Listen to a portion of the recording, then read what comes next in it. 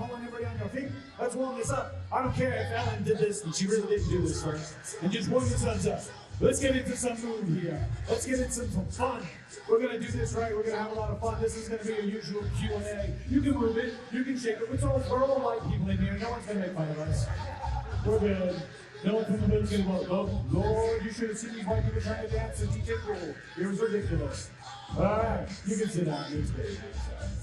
I just like to make everybody a little warm it up. How you doing out there? Right on. Was anybody here last night for the burlesque show I hosted? Some guy's like, yeah, I remember. Some guy in the back's like, yeah, I did. They didn't take the whole thing. Had to buy a new pair of pants. So we have someone already standing in line for the Q&As. Like I said, it doesn't have to be what I've done in my career. It doesn't have to be about anything I'm even a part of. You can ask any question. I'll try to answer or riff on it, whatever you like. What's your name, sir? Tommy. Hi, Tommy. Everybody say hi, Tommy. Hi, Tommy. Come on, it's like you're back in AA, everybody. You know how it goes. Anyway, what's your question? I was just wondering, out of all the time of you being a clerk, what was your favorite moment? In the film or in real life? Just in general. Just in general, all right. So I'm trying to think of my days of working service jobs, which I've had a few. I was a deli clerk for a supermarket chain. And after a while, you're, oh, can I have a pound of turkey? And you're slicing it and whatnot. After a while, I would bet my coworkers, or coworkers would bet each other that without putting it on the scale, you'd hit the pound or half a pound or quarter pound. And so I bet a guy his paycheck for the week, sliced it, put it on, boom, 1.00. So I was like, yeah. So that was a good day for being a clerk, I gotta say. So that's a highlight. Sliced meat, sir. There's your one question. Thank you. You're welcome.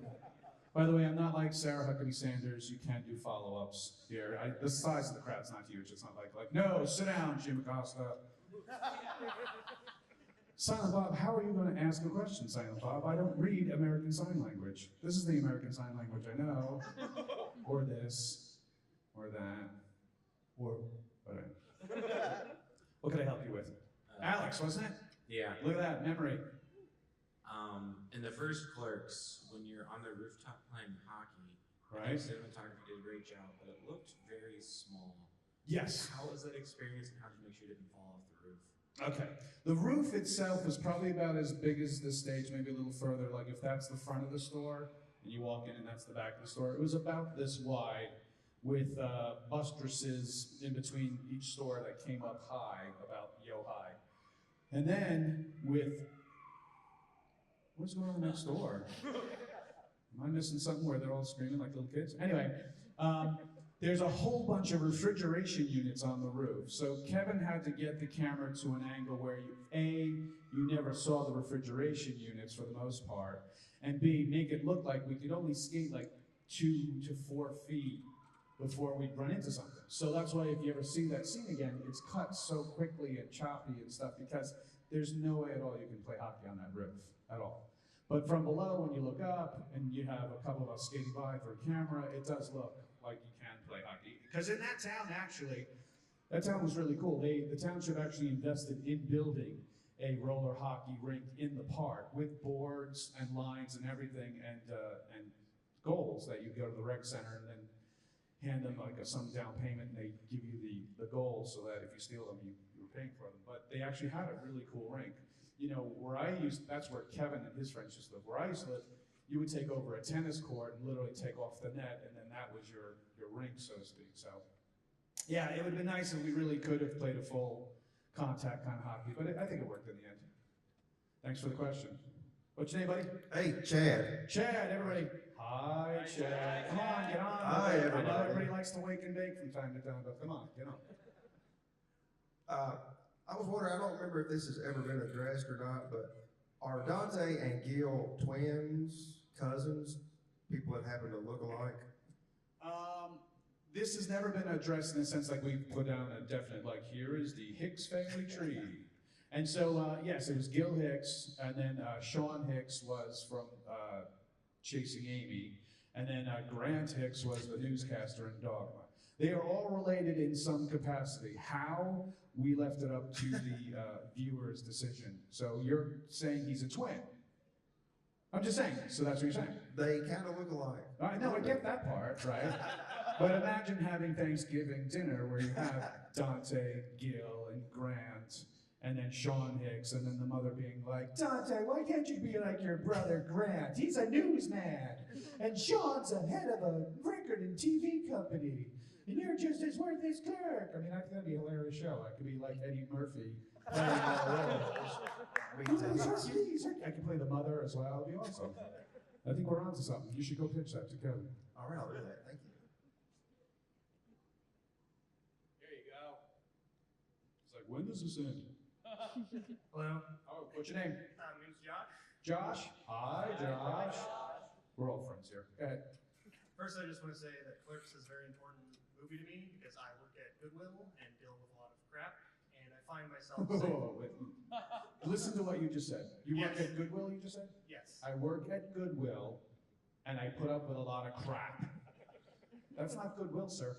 Oh, you haven't worked there. You should be saying, I do work for Goodwill, and I'm so glad I got to help people in need. Just their thanks alone gives me sustenance in life. No, it's a bunch of crap. Thank God you're not one of the disciples, sir. This guy brings us all around Israel here, healing everybody's ills, making food for everyone. I gotta put up with this crap, and then I get the last slice of matzah? What the hell? I put up with this Jesus crap. Anyway, you were saying you work at Goodwill. And when I do have to work on my days off, I say, I'm not even supposed to be here today. Right on, sir. And I was wondering, in your personal life, do you find yourself saying that line in any instance where you don't want to be there? I don't say it specifically. My version of that is usually, what the fuck, dude? You know, if I'm someone like, why did we have to come over here? Why are we shopping in this store, dude? We could have gone at the last store. What? Because they have what? The grape flavor of what you're looking for? The fuck, dude? That's usually I'm not supposed to be here today. I did have someone come up to me tell me once that they work in a restaurant where the restaurants that they wear name badges, and anybody who gets called in on their day off, like yourself, they're given the name badge of Dante. Women or men, they are the Dante. And people go like to a woman like, oh wow, I've never heard a woman named Dante. She's like, well, I'm not even supposed to be here today. And if the customer gets it, they're like, yeah, you get it. So it's fun. I like people having fun with it. And to be honest with you, I most likely will have it in my will that it will be on my tombstone. So here lies Brian Holleran, born 1969, died whenever. He's not even supposed to be here today. And it's a sad moment. You're going to come visit my gravesite, but at least you'll get a chuckle out of it. Get it? Because he's dead. He's not supposed to be there. So I've been glad. Look, it could be worse. I could be Marilyn Gigliotti who played Veronica. And everybody screams at her catchphrase that she doesn't say but gets screamed at her. So I get off easy with, are you even supposed to be here today? It's better than, hey, try 97, you're going to wave to the parking lot. Because imagine you see Marilyn Gigliotti, you don't know her, you just see a woman walking through the parking lot and some fan sees her, recognizes her, says that, and you're like, oh, did you just hear what You go apologize to that woman! How dare you say that, young man? That is rude. And she's like, no, it's okay. And I can imagine what that person would, what do you mean it's okay? I get it said to me all the time. All right. Do you know they have hookers over at the Safeway? Thank you. Thank you. And some of the crap that I put up with at Goodwill, people have donated sex toys multiple times. Wow. Multiple times, so the same person. They're like, didn't like this one. Hey, John. Hey, what's going on? You know what? Too big. I thought I could, just can't do it. What would be? Imagine working the sex toy complaint hotline. Like, what is that like? You know? Sex toy hotline. What can I do for you? Yeah, she didn't get off. What? I want to return this thing. She didn't get off. Well, did you use it as you instructed it? Because it's supposed to be, you use it on your shoulders, your elbow. No one buys these things for the shoulders. Things I know you put that on the box to make it look like a health aid. So that's what they call it, a health aid. Go on Amazon. Swear to God, They sell vibrators, they just call it health aid, muscle relaxers. I mean, I guess the vagina is a muscle. Right? Isn't it? Isn't it a muscle? Like, isn't that Kegels? Isn't that what that whole is? By the way, if anybody's in here with small children, don't realize what show you've walked into. I've done a lot of rated R movies and a lot of other type of movies, and if you don't want to have a long car ride home with a lot of different questions that you're not ready for, that you were like, I thought I had 14 more years before I'd hear this word, you're in the wrong room. So whatever the giggling girls were doing next door, you're welcome to sidestep that. So, hi, what's your name? And Hey, Ari. Ari? Yeah. Hello, Ari. So a lot of films are obviously ending projects, and Clerks is known for being short and shot, in 20-something days, pretty short. Did you have any projects that you just wish wouldn't have ended? Like you just had a great time? Oh God, yes. I can tell you right now, it's the Clerks cartoon. I wish I could still be doing. I mean, yeah. When we got hired to do that, I was like, yeah, this is going to be my Simpsons money. I mean, those fuckers are like what? Their 25th, 27th year, and like they're getting $multi-million per season, and all they do is show up and like, ay caramba, you know, it's like, what? Son of a bitch. So that's something that's when you want to talk about pouring lemon juice in a wound, that's the thing that I'm like, oh God, I wish we could do that. And there are times that I will say to Kevin, like, you know, we could bring that back at some point. We can't bring back the actual style of artwork because that's owned specifically by Disney. We'd have to probably buy them out with a lot of money to do that. So we could do that as a fundraiser in the sense of, since we're going to be shooting the new Jay and Silent Bob this coming winter, the film, exactly, and it comes out in the summer, if we all went to the movie like 15 times with 10 friends and it like, you know, Jay and Silent, like the new whatever's coming out of Marvel or whatever next summer, and then we blow it out the doors like opening weekend of Jay and Silent Bob, $250 million for a film that probably cost them $6, they're probably going to spend on it. Then he'd have some pocket change to probably bring up and go to Disney. Hey, I want to buy my Clerks cartoon back. Because I always said to him, that's a project that we could do when we physically become hideous to look at in real life, but we still have our voices. Come on, let's be fair. You've seen some of these voiceover actors downstairs. Okay, you're the voice. I got it. Just please, just say the voice while I look away from you. Don't ruin my childhood. You have liver spots. Do you have a follow-up? That was all. Thank you. Right on. Thank you for asking. Yeah, the cartoons, man. That's what I thought I had my dream job there. You'd go in. Literally, we were planning on recording an episode where we were all in our underwear. And so when we would do that fake announcement, this cartoon recorded in front of a live audience, and this cartoon recorded with no pants on. Made some really good friends. There were so many great people who worked on that. So many great comedians who did guest spot voices for us, and there were so many, like even the 6 other stories that Kevin had written to record, so the storylines were just hilarious, and it's a shame, because in a cartoon world, we were able to do anything. We had an outbreak monkey in one episode, you got the Temple of Doom episode, you had the, big Korean party, big American party when the Koreans finished the ending, just the fun stuff. So. Any other questions? It doesn't have to be Clerks related. You'd be like, hey man, how do I get this rash off? First of all, sir, you shouldn't be in this room. You seem contagious. Yeah, here you go. You're back up again. Mr. Goodwill himself. You mentioned you like Clerks animated. Do you have a favorite ridiculous line from that show? I'm the biggest idiot ever. when Randall has his dream sequence of what he thought happened, how we got trapped in the freezer. That's always a fun one. Or, I can't go outside, there's that big bee. Discreto Burritos, another one. Or when Michael McKean, the great Michael McKean, played the Mola Ram character, and he's doing the whole, um-chum-de-bum, he's taking the heart out of one of them, and all of a sudden we break in, he's like, okay, that's it, thanks a bunch, you've ruined it. It's just, shit like that is so funny. Or Mario Joyner did the voice of Lando, the only black character in the whole cartoon. Hi Lando, hi Lando. He's getting all the guard dogs chewing on him. Dog, woman, what's with these dogs, man? That's another line I love. Tons of stuff. Just like when we did Clerks 2 and we had Wanda Sykes and the comedian Earthquake on when we did the whole porch monkey sequence.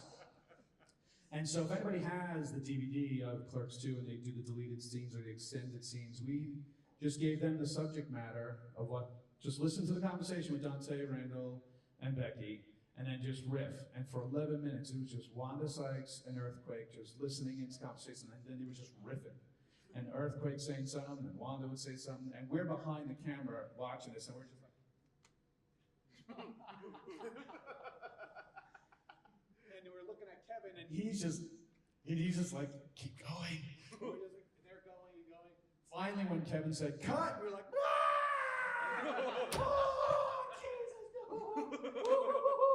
Oh my God! And that's how it is filming with Kevin. It's when you, especially when you have someone on there who's really doing great, and it's just clicking on all cylinders, and the cut happens, and you know you've just done something stupidly ridiculous, like watching one of our good friends, Kinky Kelly and the Donkey Show. It's just like, that's our good friend who did all our behind-the-scenes documentary stuff, and here he is in this S&M outfit behind this donkey, and we're getting paid for it.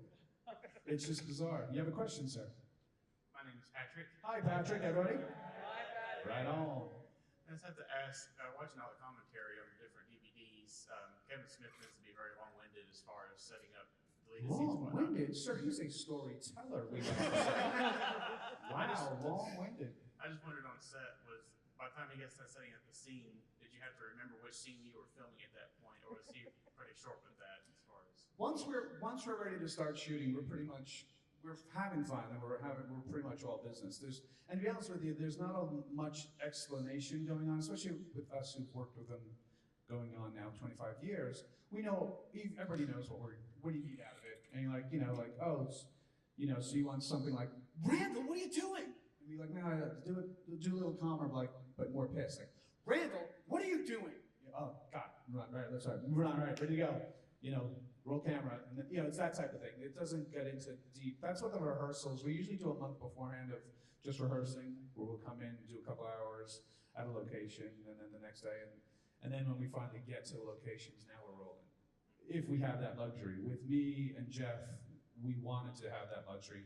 He had lotted out a whole month of us rehearsing, especially for Clerks 2, and by the third day, he was like, you know what, we're good. And I was like, oh, okay. Now I was living on the East Coast and they put me up in LA at this place. So I had this place by myself for a whole month. I'm like, oh, all right, 3 days of rehearsal. And then we went down to the location where the movies was and stuff. And then we started shooting. So he didn't want to get stale, the chemistry that me and Jeff or me and Rosario had. So as long as we got the feel of the tone of how he wants things said, he was good. He knew that I'll be off book. Jeff was already off book.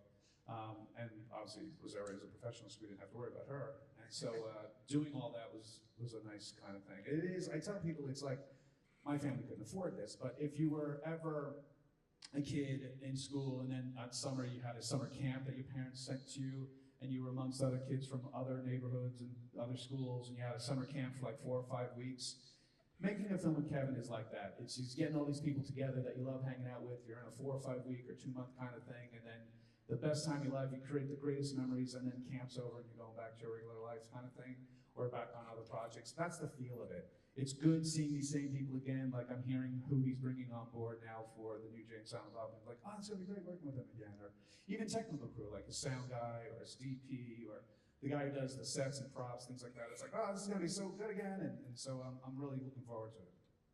Thank you. Thank you. It's been a real joy working on these films, and then when I work with other directors, like I did a cameo in M. Night Shyamalan's The Happening, and to work with M. Night Shyamalan was just bizarre. You just get the parts of the script that you're a part of. Like, I had no fucking clue what The Happening was about.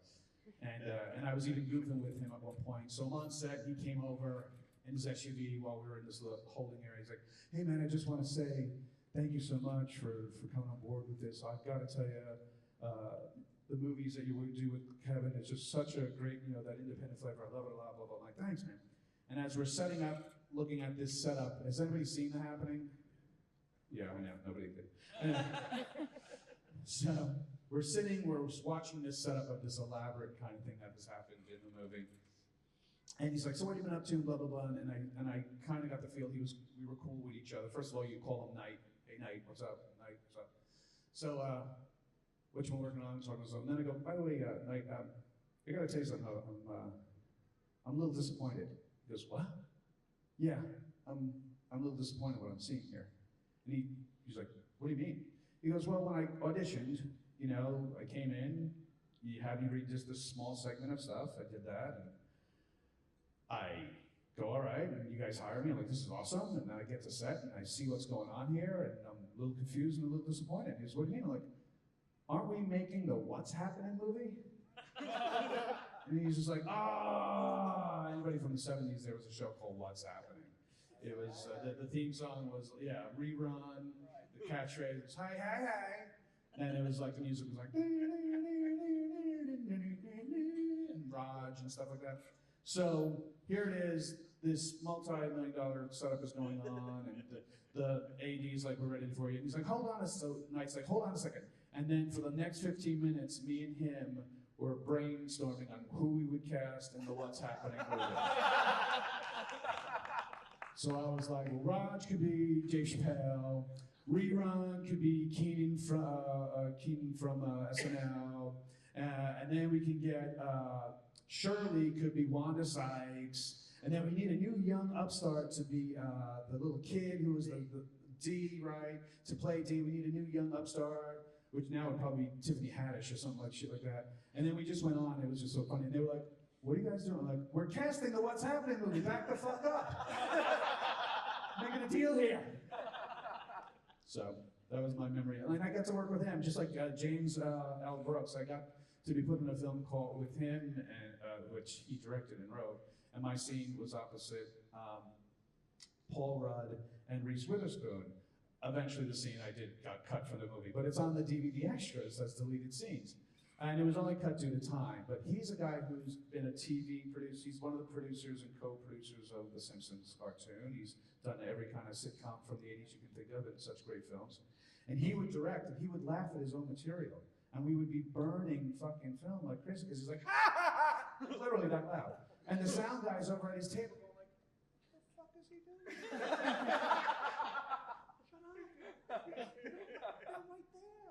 So I'd be like, I was in a section of the holding area, or on the set, hearing all this. I'm like, are we? Because we were going through this 7-minute scene, and it took 2 days to shoot 7 minutes.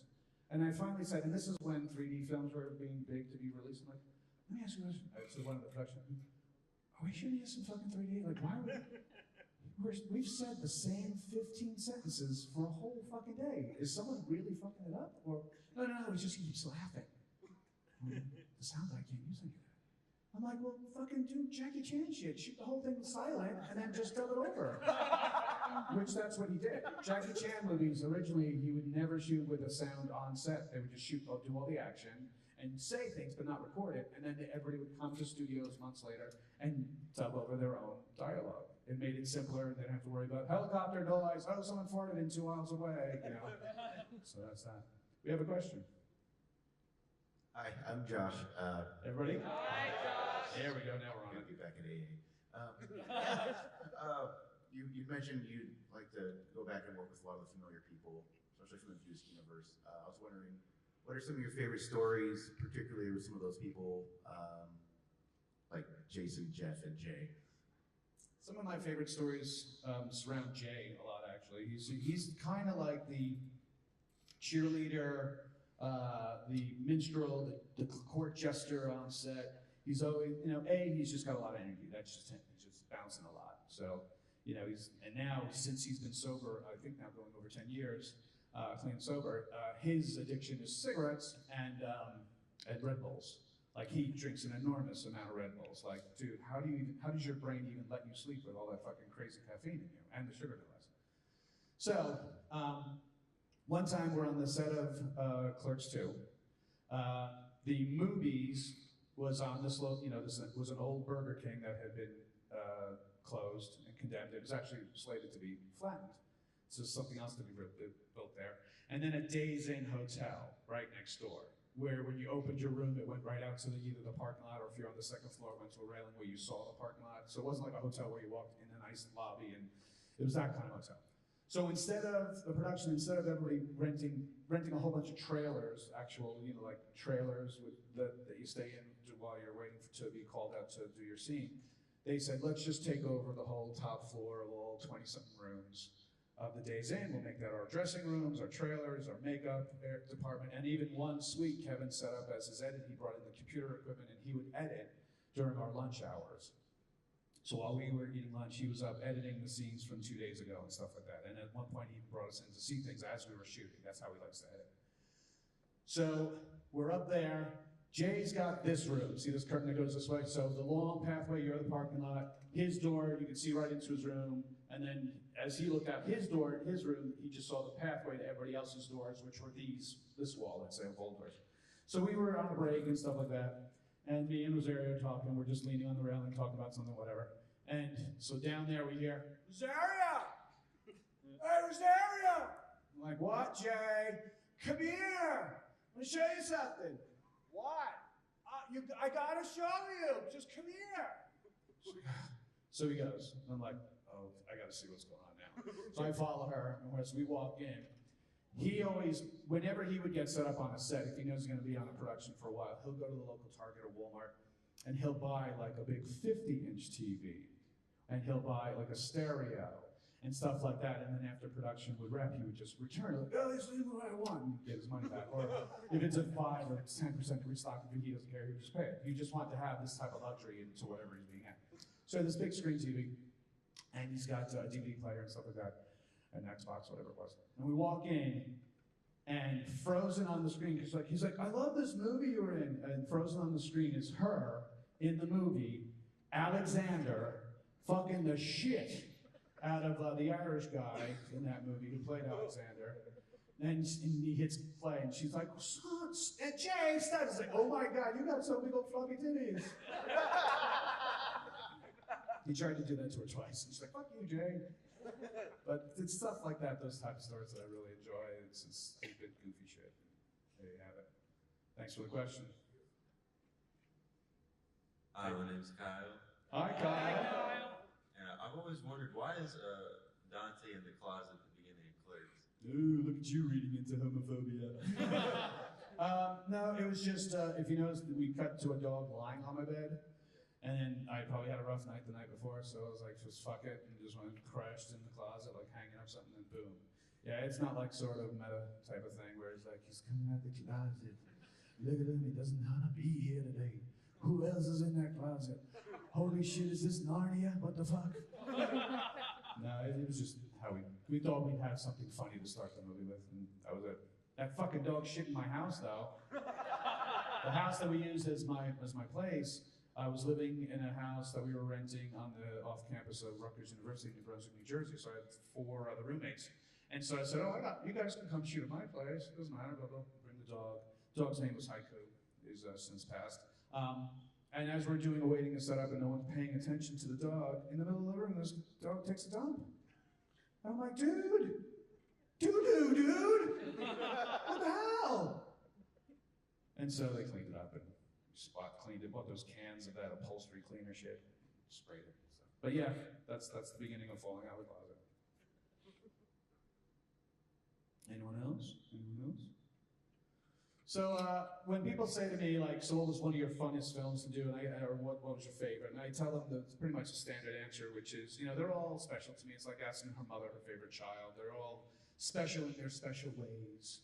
Like the first one being the first time we ever did the film and having that rise to do, going to Sundance and people recognizing who we were and wanting our autographs and just all that new kind of swimming through our head stuff and getting to work on Dogma and getting to meet my comic idol of George Carlin and really getting to talk to him and know him as a person was just so genius. And then working on Chasing Amy was another one where I was like, oh, fuck, this is awesome, but Lesbians is great, and all sort of stuff. And Joey, who's here this weekend, she's such a sweetheart and an incredible talent. She was awesome to work with. And then there was also Clerks 2. And I say Clerks 2 was the most fun to work on because I would look at my call sheet for that day, or even the whole rest of the whole shoot, and it would be like, one day we're going to be doing a dance routine on a roof while 40 other dancers dance below you. I was like, this is like Blues Brothers shit, awesome. And then the next day we'd be like, we're going to spend a whole day at a go-kart track down the road here so we can do can see when you go. So literally, the whole day was at this go-kart track. And this is a pretty elaborate go-kart track they have in Southern California, Orange County, where if you slow the film down, you'll see like the highway, and then there's like a palm tree. Like, there's no palm trees in New Jersey, allegedly. So that was fun. So much fun that when we called break, hey guys, that's lunch. We're on lunch for an hour. They're like, right, lunch. And I'm like, no, I literally got back in the go-karts and went around just on my own. There's a scene where you see, I don't have sunglasses on during the actual close-ups and stuff, but there's a scene where they do a wide shot, and all of a sudden I have the sunglasses on. I didn't know they were filming while I was just at lunch, you know, just driving around, and I guess they didn't catch the fact that I had the sunglasses on. So there'd be that on my list, and then the next day, like, you get to make out with Rosario while she straddles you, and I'm like, and I'm getting paid for this? It's awesome. Gotta admit, I did flub the first take on purpose. Gonna have to kiss me again. Sorry. And then, you know, one day I'm being asked to have Kevin's real live wife straddle me on a swing and make out with me for a scene while he films. You tell me what job you work at where your boss comes to you like, Frank, I want you to sit in that chair. I'm gonna have my wife straddle you. You guys make out while I film you. By the way, you're getting paid for this. Not in the Me Too era, sir. That doesn't happen anymore. Not now. So now it's really crazy. So now it's great. I'm like, holy shit, you know, this is too funny, man. And then you get, the next thing you see on your menu is like, donkey show. All right. Which, by the way, when we had Rosario come in and do the first table read with us, and she nailed it. She got that vibe of the sarcasm that we needed from that character. And, you know, as we're just wrapping up and saying our goodbyes, Kevin had asked, like, so seriously, what made you say yes to this project? I mean, you're an A-list actress, you could do anything. And she's like, you want me to tell you the truth? He's like, well, yeah. She goes, I wanted to see how you're gonna do this donkey show. And we were like, yes, you're our type of girl. So it's those type of things that I really go and take to my memory bank and go, this is awesome. Hello, lady in pink hair. Hello. What is your name? My name's Clary. Hi, Claire. Hi. You're right, it really does feel like AA. It's better than NA, and this is Kentucky. From what you've heard. Oh no, I've been. I'm not addicted. No. I'm a journalist. Right. You're documenting it. I'm documenting There you go. it. I might be one of the few people that saw Clerks 2 before the first Clerks. No, there's a lot of people of your age that starts that way. Good. Usually from the very beginning, even when the first Clerks came out, a lot of people didn't see it. It wasn't until Mallrats came out that it was like from the makers of Clerks. And I was like, what the fuck was Clerks? The makers of. I came to a lot of interesting things rather late. Right on. But I'm very curious because obviously as an actor or comedian, you're working from project to project. And Hopefully. I'd be really interested to hear if there's any project in particular where you thought afterwards your talent, your skill level, or something that you learned had really jumped up a notch. Or if there was even somebody that you were working with that you felt so lucky to learn from as you were working on these projects. First of all, I hope every project I've learned from and grown and has sent me closer to that ever so highest, accolades, whatever that may be. But at the same time, I loved working with Carlin. I remember I was having issues with some of the lines in Dogma. A day before I had this, I literally was like one of the first things they shot in Dogma was all the footage, the news footage and the Catholicism wild scene with the press and George Carlin, and he's like, look at it, doesn't he look like he's, you know, that whole thing. He was cool to work with, and so I was having issues with my lines at one point, and Alan Rickman had showed up on set just to hang out, and I was just having issues like, sorry, Kevin, I'm just trying to wrap my head around, because it was a lot to say, and it was a lot of like rules of the Catholicism and stuff like that. And so at one point, Alan just comes in, he goes, don't worry, mate, it happens to the best of us. And you know, I was like, Alan Rickman, which by the way, he was like this tall. Just so you know, they would always shoot him from below to make him taller, and I was like, you know, Hans Gruber, he's fucking, no, that's all, he wore heels and stuff. God rest his soul, another great man, very nice man. But it was really cool that like, holy shit, Hans Gruber just said it happens to the best of us, this is awesome. So it's stuff like that, getting to work with that. Rosario Dawson, once again, we developed a good friendship after not only that film, but just afterwards. And where she'd be inviting me to her family's birthday parties and stuff in Manhattan, and it's a lot of fun. We still correspond with each other to this day. Working with Joey, and I see Joey a lot at these cons now, and we get to have dinner a lot of times the nights that we're off from doing the shows. So it's that circle of people. Even Matt Damon and Ben Affleck, when I see them at different things, and even Matt especially is really cool because he knows I come from a theater background. He's like, "You doing any plays? Let me know," and stuff like that. I'm like, "Fuck, sure thing. Jason Bourne, whatever you need." So it's that kind of thing that I really enjoy, and when I see them in movies and I go, it's so great that I've had the opportunity to be opposite these guys and work with them and stuff, and they've always been really cool. And Kevin's been really cool to be able to bring us and these people together, and so I look forward to, even now, I don't know who the full list of people he's going to have do cameos for Jane Silent Bob, but I hear it's pretty extensive, and people are like calling, like, "I want to be in this," and he's like, "Oh, okay, Bill Gates, hang on." So, yes, sir. I'm Joe. Hi, Joe. I just want to know if you know any reason or the reasons why Jeff Anderson turned down Clerks 3. That's something that's up to Jeff to figure out. To tell people, I just knew that, and Kevin has talked about this, when the negotiations of getting contracts done started to come out, and it wasn't what we were told, and it just started to escalate from there. Kevin has talked about this on his podcast. So from that, it was kind of like a bridge too far for some people, and we're out of it. I tried to do a work. I then emailed Kevin to try a workaround of the Randall character in bringing in someone like a Sarah Silverman kind of thing as a different character, but that same kind of acerbic kind of wise-assery, and I thought it'd be perfect to have another female character as well. So Kevin's like, "Nah, it's like a four-piece band. Once the drummer leaves or the lead guitarist, it's not the same band." But a lot of what he put into the Clerks 3 script, I've heard he's now melded into this Jane Silent Bob script. So I know the overall arc of the storyline. I don't know the whole story, obviously, until I get the script, but it's just that. Does that answer your question? Thanks for asking though. And it's sad because, he was a good guy. But he was a reluctant actor to begin with. He didn't really want to do the original Clerks. Kevin had to convince him to do that. And even when we did Clerks 2, even 3 days into shooting already, he was like, "I don't know how to do this." And we kind of asked him, like, "Why don't you want to?" He's like, "Listen, we got lucky. We made this first Clerks. It's beloved. It's what people call a cult classic. Why would you want to fuck with that and piss off your fan base? Every something 2 always is fucking not the greatest of films compared to the original." So by the 3rd day of us shooting stuff at the movies, Kevin brought us in. Like I said, he edits while we film. He would bring us into that hotel room suite to show us what he had just filmed. And what he did was we had filmed, one of the first things we filmed was me and Rosario sitting in the office talking about that I'm going to Florida and I'm painting her toenails and that whole scene. And it was it's a nice moment, or I felt it was a nice moment in the whole film. So that was one of the first things we filmed. And so he watches that scene and he sees the magic that's kind of popping on screen, and he goes, "All right, I think we got something going on here."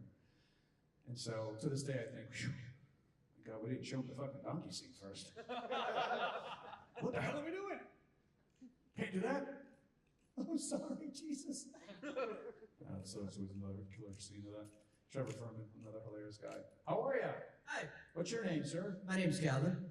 Hi, Gavin. So, what was your worst job? Worst job? Yes. It's a thing called lumping. What it is tractor trailer drivers who arrive at distribution centers and warehouses from all over the country. I was really in between film and theater, and a friend of mine says, "Hey man, I get these guys together and we do what's called lumping. You go and you get hired at this marshalling yard, and you go and you offload tractor trailers. The driver doesn't want to do it. He's been driving all week, and the warehouse people, they don't hire people to do it. The driver has to do it, or he can bring someone in to do it for him.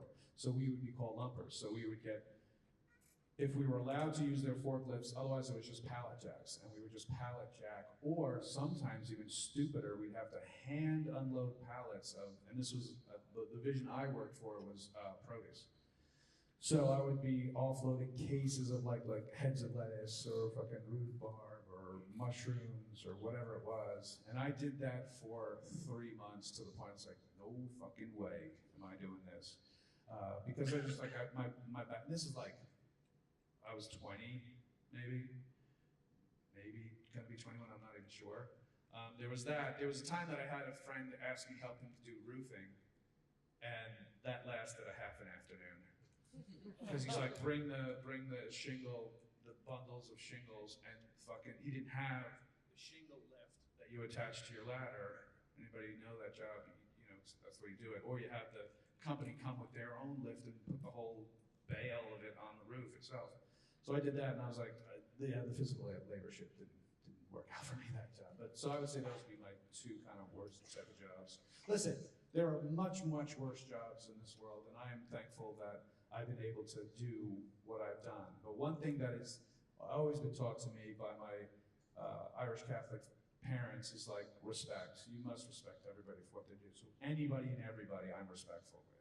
Because I want to live by those simple rules. Treat others as you would like to be treated. End of story.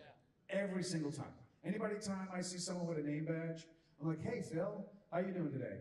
Or a waiter comes like, hi, I'm John, I'm going to be your waiter to the evening. And I remember that. So every time I go, hey, John, do you mind, can we get an extra glass of water? Hey, he needs another beer, John. Thank you so much, John. Like, I say people's names because we're humans. We're people. We're getting paid to do a job. We're not being paid to put up with your petty bullshit.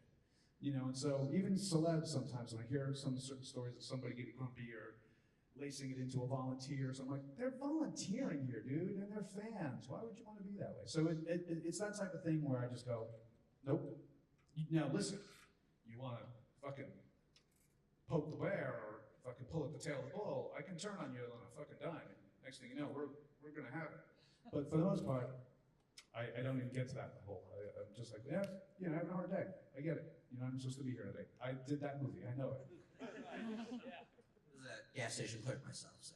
Gas station, yeah. So you'd come home, right, smelling like gas. We'd have to leave your clothes outside. Like I worked a job as a fishmonger, and so I literally would take my boots, my Carhartts, and my mother would be like, you gotta put them outside, the cat's going nuts with your stupid boots. And I'd have to put my boots outside, and literally every pair of pants that I wore to work went right into the washing machine, you know what I mean? Because that's what happens, it just stinks like fish.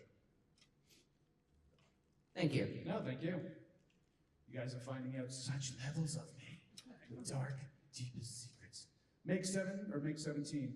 No, make 7. Make 7 up yours. Yeah, make 7 up yours. Nice. Best ad campaign ever. Make 7 up yours. Thank you for your product placement, sir. Thank you. Thank you. I have a couple of quick questions, if I may. Right on. First off, have you ever canceled a gig, like at a convention, just so you could show up unannounced and everyone can say, he's not even supposed to be here today? Don't be stupid. Why would I do that when they already do it to me every day? I'm gonna make it sure that they tend to me all the time now. Sometimes when they say that to me, like, hey, are you supposed to be here today? I'm like, I am on the schedule. And sometimes I'm like, yeah, man, that's me. I sneak up on you like herpes. Shit, did I take my Valtrex today? And the other one is, what was your Clerks when you were growing up? What was my Clerks? Mm-hmm. What was your cult classic? Probably Porky's. Like bawdy kind of like, you know, male sex joke humor. It would probably be like Porky's or Animal House, Blues Brothers. Those were the type of, any of the John Hughes and John Candy movies were really a lot of it. I'm a big comedian. I was like a big lover of comedies, to be honest with you. So those were my kind of Clerks movies where if it's on, I'll watch it. Like, oh shit, that's on. Totally. No, don't change channel, I'll watch it. You know, that type of thing. What about you? What about you? Well, Clerks. Before Clerks. Before Clerks, Spaceballs was my there you go. absolute quotable. I just bought, they had a great Black Friday sale on Amazon. They had the box set of all the Mel Brooks movies. And I just bought that. And so I was like, genius. He's another genius comedian, writer who I enjoy as well. It's absolutely brilliant. Right on, man. Thanks. For ringing up. Make 7 up yours. Product placement. Gotta love it. I once did a movie where we had a Ben and Jerry's and Magic Hat, Ben and Jerry's ice cream and Magic Hat beer. It was a film that was being shot in Vermont. With JDF actually was in the film too. He doesn't like to say he was in the film, to be honest with you. I think one time he wanted to try to sue to get him out of the film. He was like, no, you signed the waiver, you're in. It's a comedy. If you want to, I have a single copy left for sale on my table. You can bring it to him to sign. You're like, whatever. Should totally snap you into it, my Muay Thai.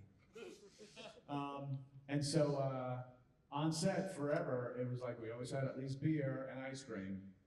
Note to self: don't make beer floats. That does not go well, especially for the lactose intolerant. Not a good combo.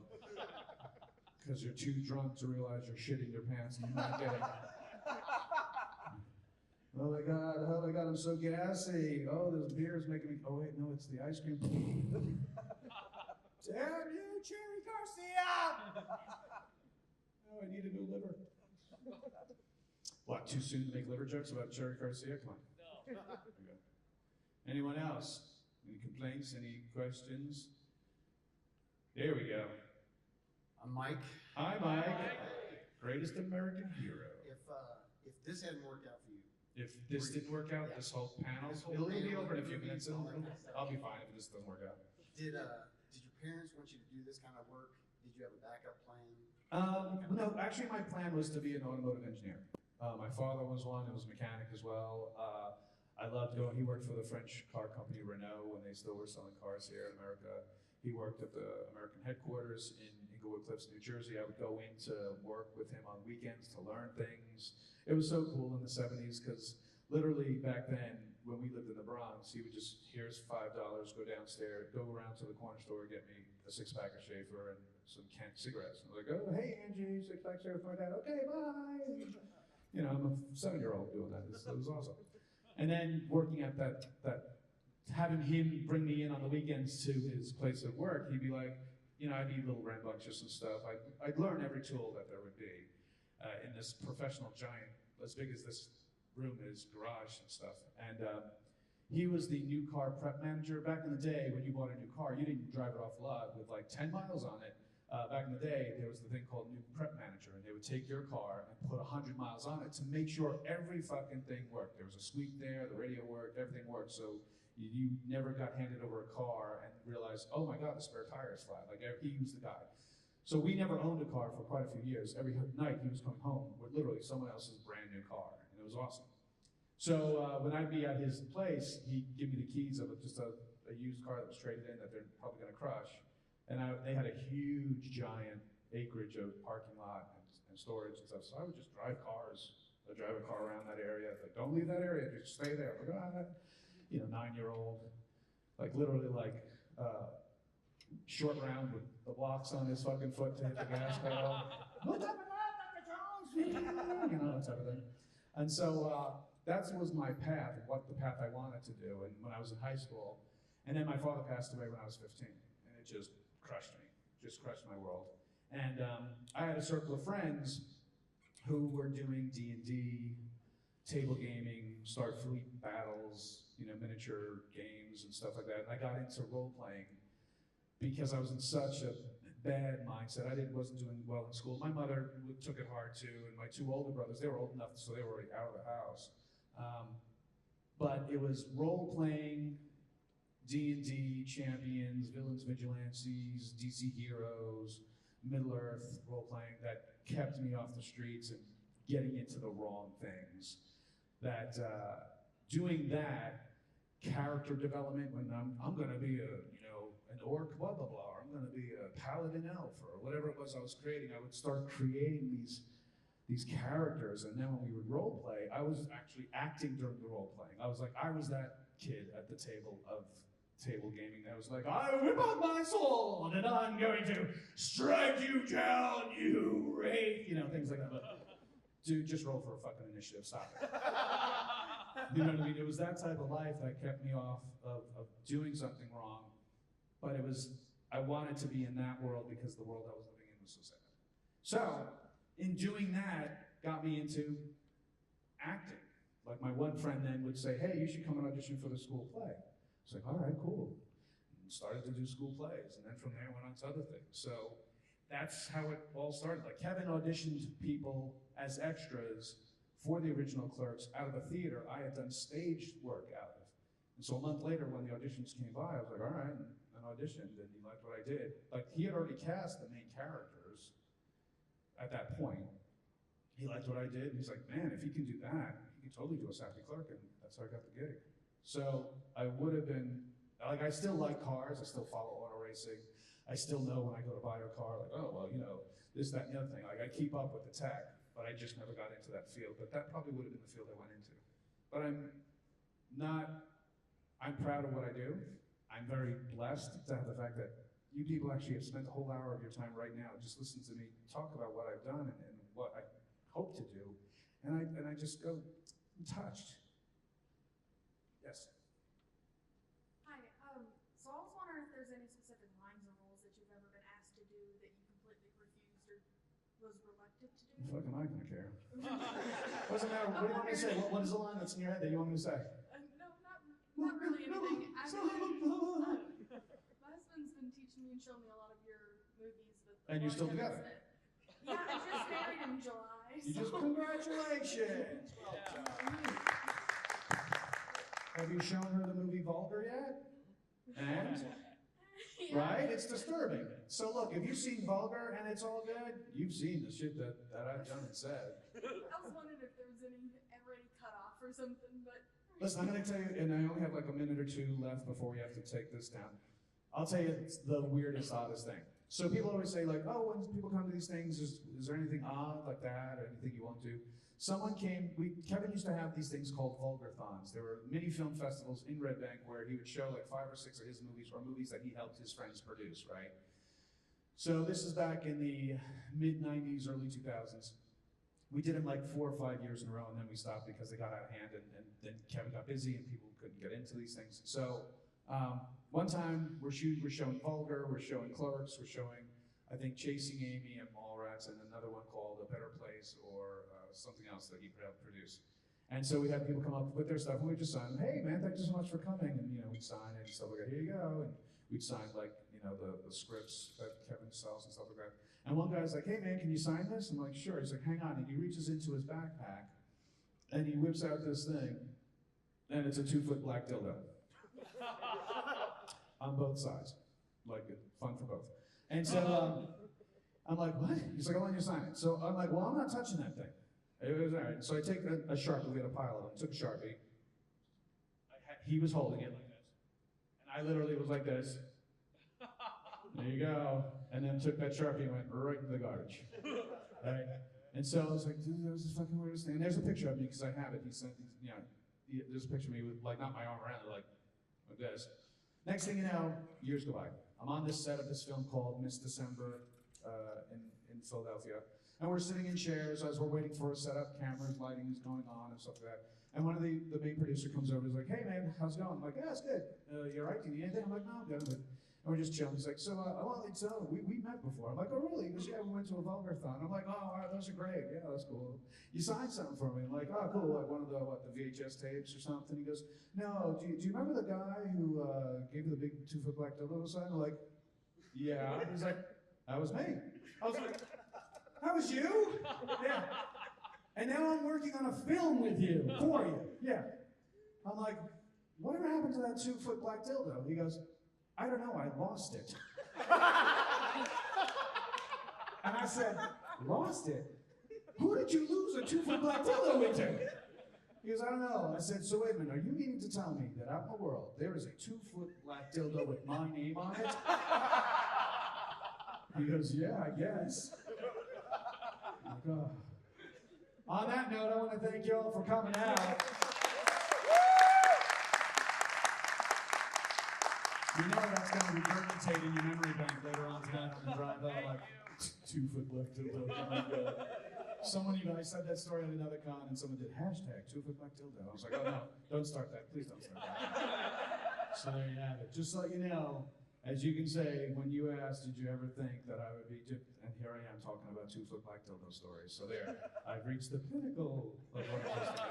I want to thank you guys for coming out. I'm going back back to my table. I'm only here until about 4 o'clock because they have me going on a flight at 6. So if you want to come by to get anything, please come by. I do have all the movies I've mentioned except Dogma. I do have them at my table if you still want to get videos. Otherwise, we have shots and we can do selfies in front of my big clerk store wall. Thank you guys. Big round of applause for Florida Supercom for bringing it up here from Louisville. And Louisville, these guys are treated right. Thank you guys.